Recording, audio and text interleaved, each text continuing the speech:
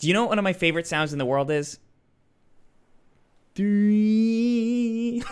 As you probably saw by the title, today we're taking a look at the Ample Slide Lapsteel. This is a brand new guitar from Ample Sounds.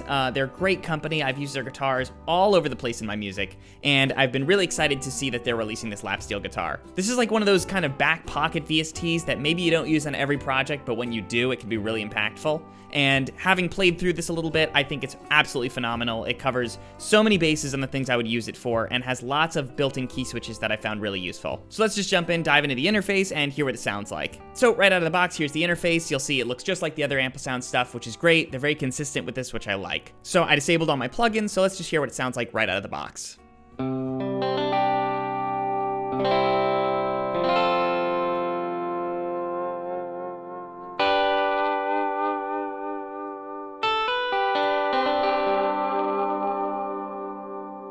Okay, now I don't have a pitch bend actually on this keyboard, so I'm gonna hop over to this one so you can hear what it sounds like. It's gonna look weird with me playing, but just deal with it.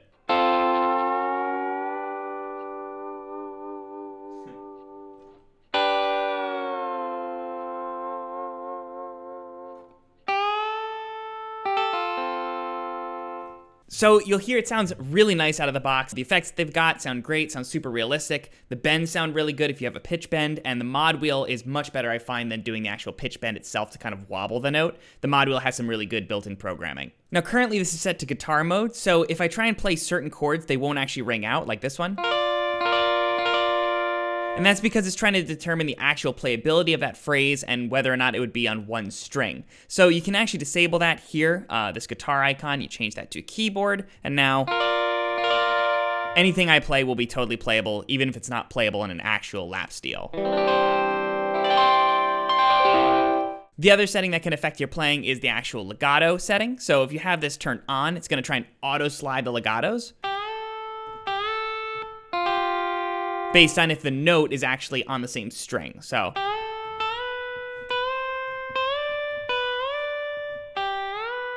that can be really useful if you're doing, I think, solo lead lines, but if you're doing chords, I think it doesn't work quite as well. So if I play a chord, it doesn't work quite as well, but a solo lead works a lot better. Now let's take a look at the key switching. So the key switching starts on the left here. It's got all these different icons, and if you hover over, you'll actually get an indication of which note it actually is. So this is C0, that's our sustain, that's the standard one. If we go over to the next one, that's gonna be our harmonics, that's C#0. So trigger that.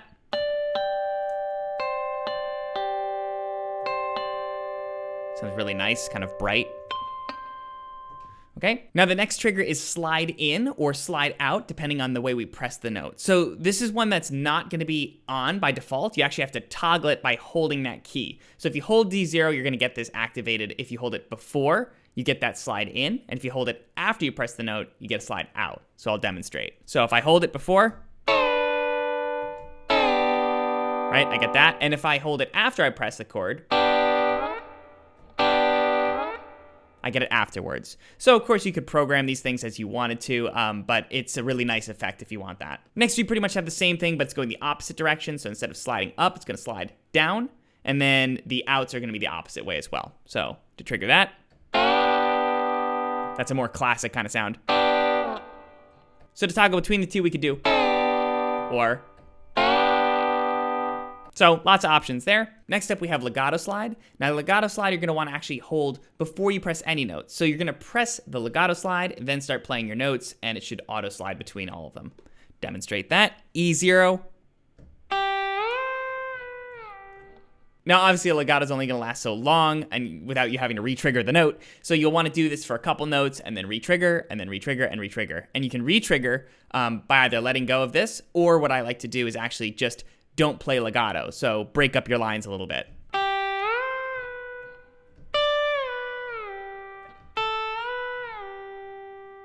Okay? The next one we have is legato vibrato. So it's similar to the mod wheel, but the nice thing about this is we can actually activate it with a key switch instead of with the mod wheel, and we can even use it in the middle of a legato phrase, which is really nice. So let's say I'm doing the legato, and I have a passage, and here I want this note to go vibrato. Well, if I was just doing key switching, I'd have to let go, go to the mod wheel, bump it up. But if I use F, which is right adjacent to the E, then I can actually trigger this vibrato. So And that sounds super realistic.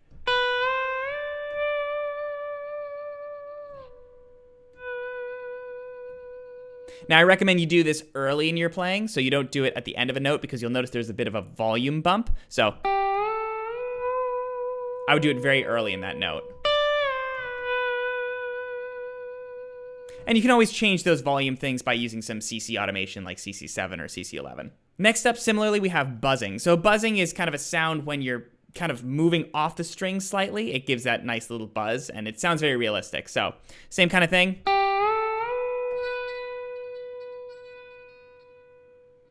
Really nice.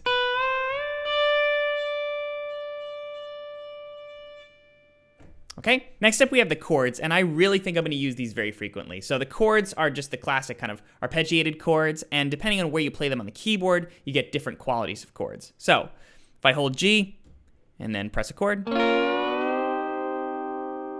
now that's a bend up. That's because I hit it pretty hard. If I hit it lighter, you get just a standard chord.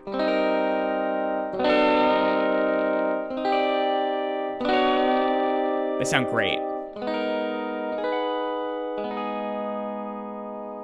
Now those were, of course, the minor chords, the different qualities, and then we also have the major chords over at the G sharp. So G sharp.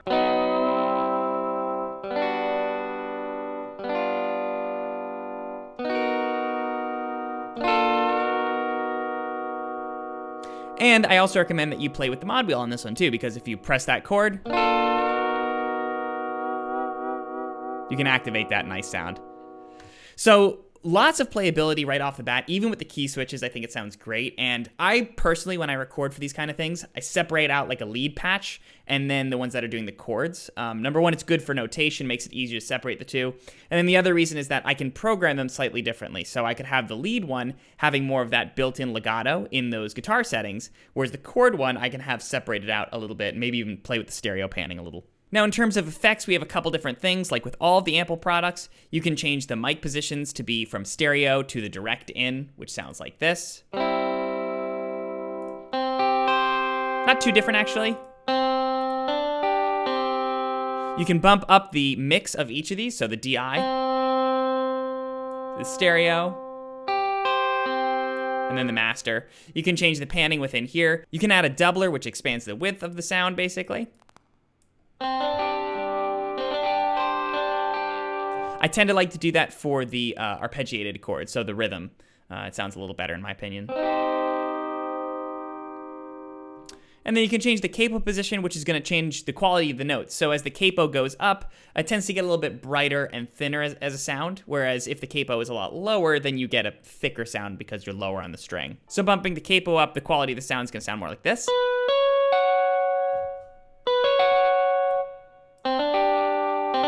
Keep in mind, it is going to actually transpose the notes, though, so if you find that complicated, then I wouldn't even worry about the setting. You can also change some of the effect sounds here if you choose to. I don't really touch the stuff too much because I think it sounds really great. And then here on the top, you can actually change the tone of the guitar if you want to as well, so. A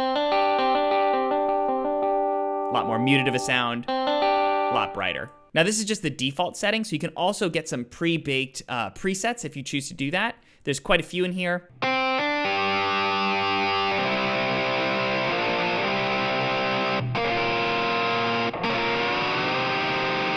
Okay, much grittier.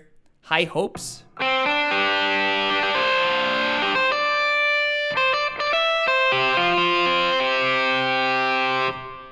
Old Friend.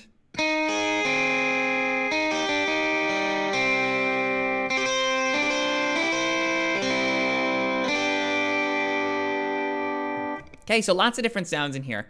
Honestly, like my favorite is the default patch or some of the more acoustic sounding ones. I kind of like that mellowness of Lapsteel guitar. I think it's really nice. Now in the next section, we actually have a couple of phrases that you can play with. I don't use this too much, to be honest, but it is kind of nice for inspiration and to see kind of how they actually program some of these more realistic sounds. So if we play this through.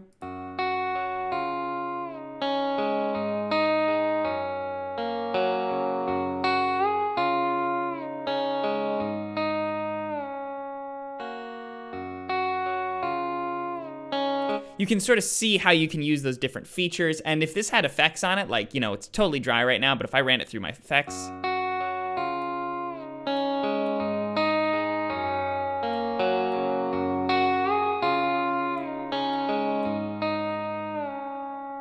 starts to sound more realistic because we're putting it in the room a little bit. Now you can adjust these phrases, cut them up, tweak them. I won't talk about it too much because like I said, I don't really use it, but it can be a nice feature if you want to explore it a little bit. In the next tab, you can actually adjust the amp settings, which is nice, and I think the built-in effects actually sound really good in here. So of course you can tweak normal settings. I won't get into that too much either, but of course you can change like the tone. Right, you can turn the pre-drive on or off. You can kind of toggle different mics that you're using, different amps.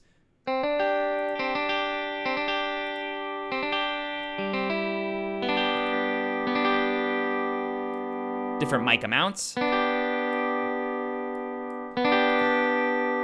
And so you have lots of customization, even with just the basic sounds. I think that's actually how they built their different presets. But it's really nice because when you're using a plugin like this, it's really good to work with kind of the way that they actually created the sound in the first place. You know, they have so much knowledge about how they place those mics. And to actually be able to tweak inside the plugin itself is going to give you a bit more of a realistic sound than you adding on your own kind of third-party effects. The last pages are for more EQ settings. So we have their actual EQ here. We have the reverb, which I've always liked from Ample Sounds. I think their convolution reverbs sound really good. I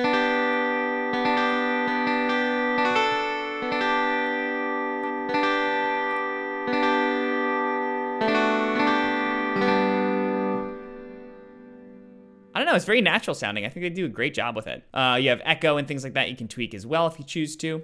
You have the settings, which is just kind of, you know, non-glamorous stuff like MIDI and how you tune it. And then in the very last page, if you choose to really get nutty, you can actually adjust different settings in here, like the tunings.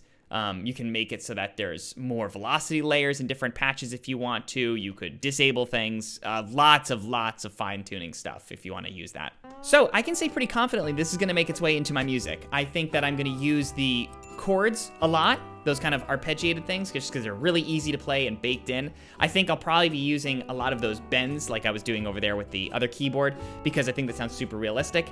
And I think I'm gonna actually duplicate it and make a separate lead patch that has some of that auto legato in there because it's pretty accurate and I find it really useful to have that instead of me trying to program it too much. So thanks again for sending me the Lapsteel guitar Ample Sounds. I really appreciate it. You guys have done a great job as always. Be sure to check out the actual product. It's in the description below if you're interested. And if you found this video helpful, please do leave me a like. That helps me out. Subscribe for more content. I upload once a week on Fridays, and I'll see you in the next video. Dang, that was a good outro. Oh my goodness, I'm killing it. Woo!